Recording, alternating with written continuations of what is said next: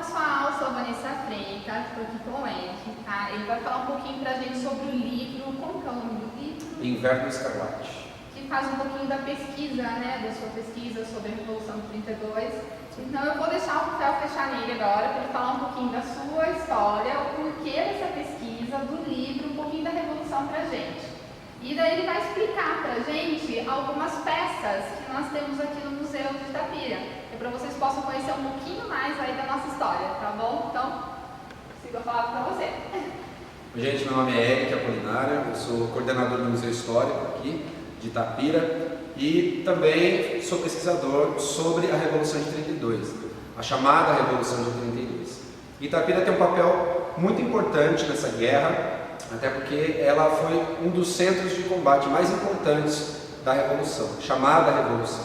Foi uma guerra civil, né? São Paulo se revolta, o estado de São Paulo se revolta contra o governo federal. Getúlio Vargas tinha tomado o poder em 1930 e através de várias manifestações, a gente tem vários viés de pesquisa, né? Muitos dizem que a burguesia estava muito envolvida nisso, né? Mas basicamente 32 é uma manifestação popular, né? A população se une por uma causa, que era uma nova Constituição, né? Que era tirar Getúlio Vargas do poder. E aqui em Itapira, devido à estação de trem, nós tínhamos a estação da Companhia Mogiana de Estradas de Ferro, depois ela se tornou a FEPASA, né? Era a última parada de trem antes de Minas Gerais. E a questão bélica, né, que a minha pesquisa é focada especificamente na questão militar, a ideia inicial de São Paulo era que, juntos com Minas Gerais e Rio Grande do Sul, se unissem para seguir até o Rio de Janeiro. Eles achavam que ia ser um passeio até o Rio de Janeiro para tirar Getúlio Vargas. Mas aí, através de alguns trâmites políticos, Minas Gerais e Rio Grande do Sul não aderem à campanha de São Paulo, e São Paulo se vê sozinha nessa guerra. E aí, lá por volta do dia 12 de julho, as tropas paulistas, que eram formadas por voluntários, vêm até a cidade de Itapira, que era uma dessas últimas fronteiras antes de Minas Gerais. Desculpa. E aí, a partir de Itapira, as tropas de voluntários paulistas seguem até a cidade mineira de Pouso Alegre, onde lá nós temos o primeiro combate. Os voluntários paulistas, a maioria do batalhão Pais Leme, né, saíram de voluntários de Campinas, chegam lá esperando ainda uma adesão da tropa do Exército, do 8º Batalhão lá de Minas Gerais, 8º RAM, mas essa adesão não acontece, eles são recebidos a bala e acontece um verdadeiro massacre na região da Vendinha, que é o atual bairro de São João Batista, lá em Pouso Alegre. Nesse primeiro combate, dezenas de mortos paulistas. Essa tropa recua até a vila rural de Eleutério, né, nosso bairro de Eleutério hoje aqui em Itapira. E ali em Eleutério, os paulistas cavam uma trincheira, várias trincheiras nos morros, e aguardam os combates. Né? E aí a gente tem, só para vocês terem uma ideia, né, esse é um mapa de um cara chamado José Ocha Rodrigues, um ilustrador paulista muito famoso, e ele mostra as 3 principais frentes de batalha. A gente tem a frente sul, lá na divisa com Paraná, Itararé, Capão Bonito, Faxina.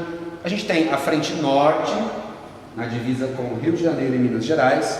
Tem combates muito famosos lá na Vila de Cruzeiro, na região de Resende. E o setor leste, né, ou como eu costumo chamar de frente leste, que é o nosso setor.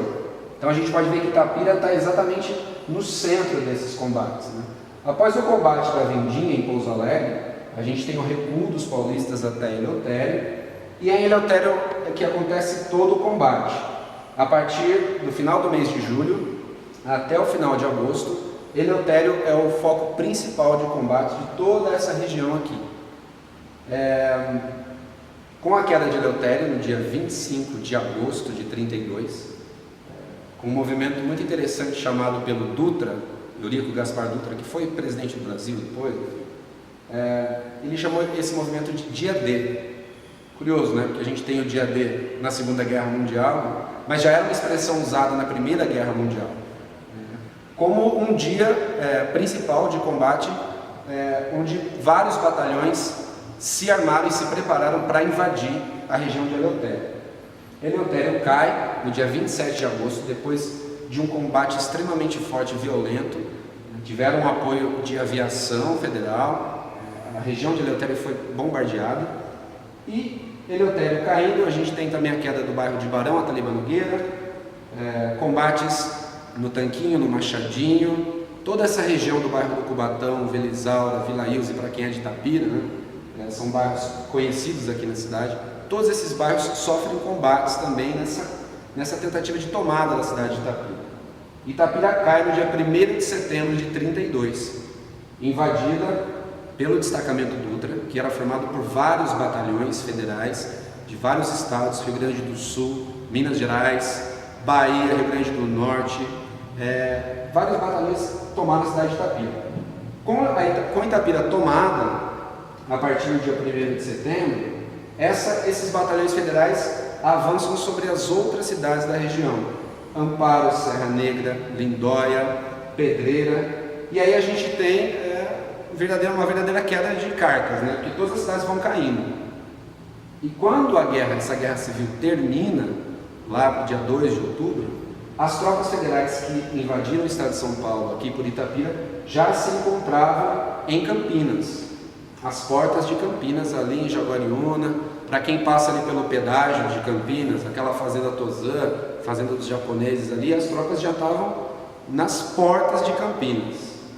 Campinas não foi tomada pela guerra, né, pela batalha, não houve combate dentro de Campinas, mas todas as outras cidades acabam sendo violentamente saqueadas. Então nós temos registros de destruição de bens, né, de casas. Eles matavam os animais, os porcos, vaca para comer, enfim, e acabaram roubando muita coisa dessas famílias, né? As famílias que moravam na zona rural, moravam nas cidades, elas acabam fugindo, né? Sabendo que as tropas federais iam avançar, e as cidades ficaram abertas, né? E nós temos alguns relatos, inclusive até de paulistas, que também saquearam essas casas. Então 32, estou falando bastante, né? Pode falar. 32, você perguntou como que eu tinha me interessado por isso, então, né? Eu não tenho nenhum familiar que combateu na Revolução, mas eu sempre ouvia a história dos meus avós, por exemplo, que passaram por isso, né? Diziam que tiveram que fugir do sítio que eles moravam, e tal, ouviam os combates, lembram dos aviões bombardeando, e tal. E isso sempre me instigou a pesquisar. E aí, depois de 7 anos de pesquisa, eu finalmente resolvi escrever esse livro, chamado de Inverno Escarlate, Vida e Morte nas Trincheiras do Fronte Leste, que é uma tentativa assim, de fugir dessa bibliografia muito extensa sobre 32, que fala muito sobre a questão paulista, que São Paulo é o principal estado do país e tal, essa questão ideológica. Eu preferi fugir disso e falar especificamente sobre os soldados, sobre os combatentes, sobre como era essa realidade, né? Porque é uma guerra. Então nós temos muitos mortos, pessoas que acabaram ficando gravemente feridas, perderam um braço, uma perna na guerra. Muitos voluntários paulistas acabam sendo internados em hospitais psiquiátricos devido ao trauma, né, da guerra. Então eu acho que esse livro vem para sanar um pouco essa falta de informações mais específicas sobre isso, né? Até devido ao momento atual que a gente vive, eu acho que eu já estou muito cansado dessa discussão de idealismo, né? Então a gente tem que lembrar um pouquinho sobre o que foi essa guerra, uma guerra civil de brasileiros contra brasileiros, cada um tinha ali seu ideal, seu propósito de estar combatendo ali, mas no fundo a realidade da vida nas trincheiras, né? Muita chuva, muito frio em 32, você pensar que os caras estavam ali na trincheira com barro e os amigos morrendo e tal. Então esse é o viés da minha pesquisa sobre essa guerra. Bom. Oi pessoal, agora a gente vai explicar um pouquinho de algumas das peças que tem aqui, né, no museu, que conta um pouquinho aí da história e da Revolução de 32. Aqui a gente tem... O Museu Histórico de Itapira foi inaugurado nos anos 70, né? Então tudo que a gente tem aqui foram doações recebidas, né? Especificamente sobre 32, a maioria das peças são doações de ex-combatentes. Então aqui a gente tem uma bandeira paulista original daquele período, aí com mais de 80 anos, né? Nós temos um fuzil Mauser, que é um fuzil alemão, utilizado na Primeira Guerra Mundial, Após a Alemanha ter perdido a guerra, eles acabaram vendendo muita coisa para vários países da América Latina, e o Brasil compra um lote muito grande desses fuzis, e que eles acabam sendo utilizados em 32, né? O exército de todos os estados utilizaram essa arma. Ou seja, o fuzil Mauser ele já é antigo em 32, né? Se você for parar para pensar, a Primeira Guerra acontece de 14 a 18, então esse fuzil já era utilizado e já era antigo, já era velho, né, em 32. Então nós temos algumas balas aqui, algumas munições. Esse pente maior é um pente de um fuzil metralhadora, que não é esse fuzil, é um outro modelo de arma. E esse pente menor com 5 balas são os pentes utilizados para o fuzil Mauser. E aí aqui a gente tem essas alianças que são da campanha paulista, né? Como a 32 foi um movimento popular, né?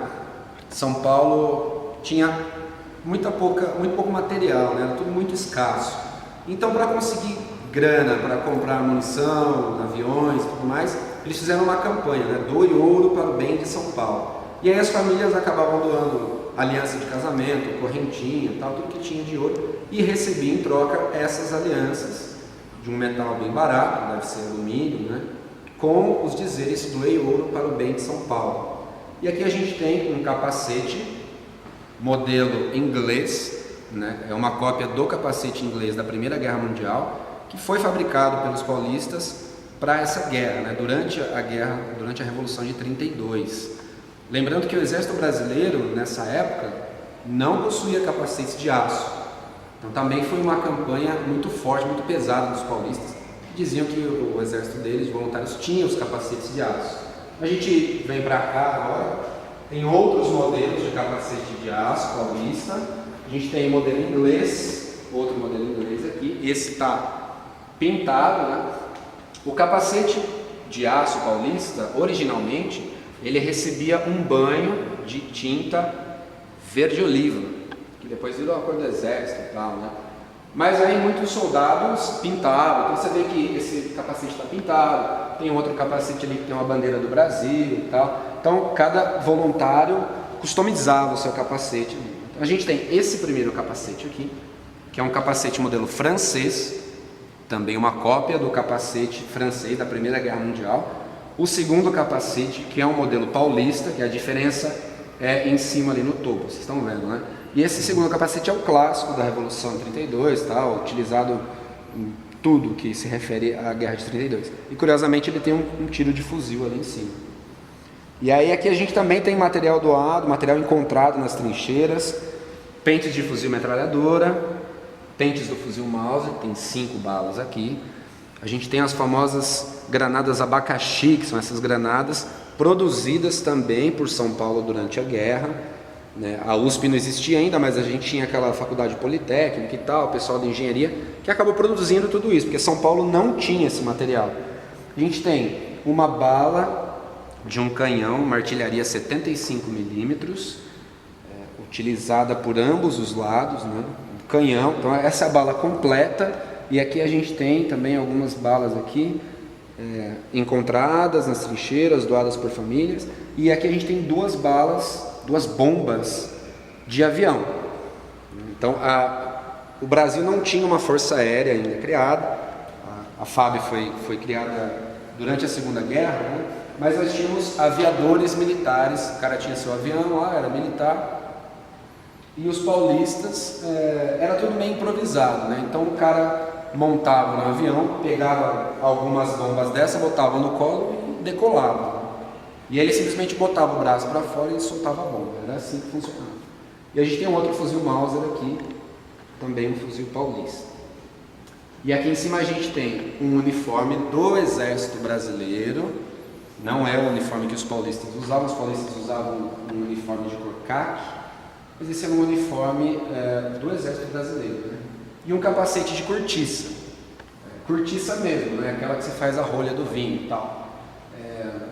Esse capacete era mais alegórico, né? Porque não tinha utilidade nenhuma no campo de batalha. A maioria do Exército Federal em geral utilizava esse capacete, mas só os paulistas tinham o capacete de aço. Eu acredito que não faz muita diferença, né? Você vê que tem um tiro de fuzil ali. Aqui, isso aqui é legal. Essa doação a gente recebeu há alguns anos atrás, aqui no museu, de um senhor que morava na região do Tanquinho, e ele recebeu esse poncho, né, essa cobertura militar, de um soldado federal que estava passando ali pelo sítio, já depois da invasão e tudo mais, e o soldado acabou dando, ele era criança, ele acabou dando essa cobertura para o moleque, né? Esse senhor acabou falecendo, já bem idoso, e a família doou, então, essa cobertura militar para o nosso museu. Um material muito raro, difícil de se encontrar. E ele foi fabricado pela Renner, que lá na década de 30 era só uma lojinha que fabricava roupas e tal, não é essa loja gigante, né, de departamento que a gente tem hoje. Outros capacetes aqui, e aí a gente já tem um material um pouco mais pessoal dos soldados, são marmitas, os talheres, a gente tem uma placa aqui, possivelmente uma placa de caminhão, então temos algumas facas e facões, produzidos em São Paulo também, e munição, né? A gente tem um capacete completo aqui, ó, com a proteção de cabeça, um cinto, esse cinto é um cinto paulista, você vê que a cor já é diferente, né? E essas marmitas, né? O museu tem algumas marmitas dessas que foram doadas por combatentes. E aí aqui a gente tem uma réplica, existe um monumento no cemitério municipal aqui de Itapira, no cemitério da Saudade. Em 33, menos de um ano depois, meses depois que a guerra acabou, nós temos a criação da Federação de Ex-Combatentes em São Paulo, capital, e aí cada cidade tinha a sua federação de ex-combatentes. Em Itapira, esse grupo de ex-combatentes se reúne para tentar localizar sepulturas de soldados paulistas mortos ali em Eleutério, Barão, Tanquinho, nos bairros da região. Eles acabam encontrando alguns mortos, exumando esses cadáveres, e os que eles conseguiram identificar, alguns foram devolvidos para as famílias, outros foram enterrados no cemitério da Saudade. Nos anos 50, na comemoração dos 25 anos dessa guerra, o prefeito Caetano Munhoz revitaliza esse túmulo, né? Que originalmente era só um túmulo no chão, e ele vai lá e faz um mausoléu. E aí, se vocês forem no cemitério da Saudade, vocês vão ver que tem um soldado desse de bronze lá no mausoléu ao soldado paulista. E essa cópia é a cópia em gesso. Essa peça é uma obra de arte feita por um cara chamado Alfredo Liani, um escultor muito famoso no Brasil, um escultor que tem muitas obras em cemitérios famosos, em São Paulo e tal, e tem essa peça aqui no nosso cemitério também. É isso.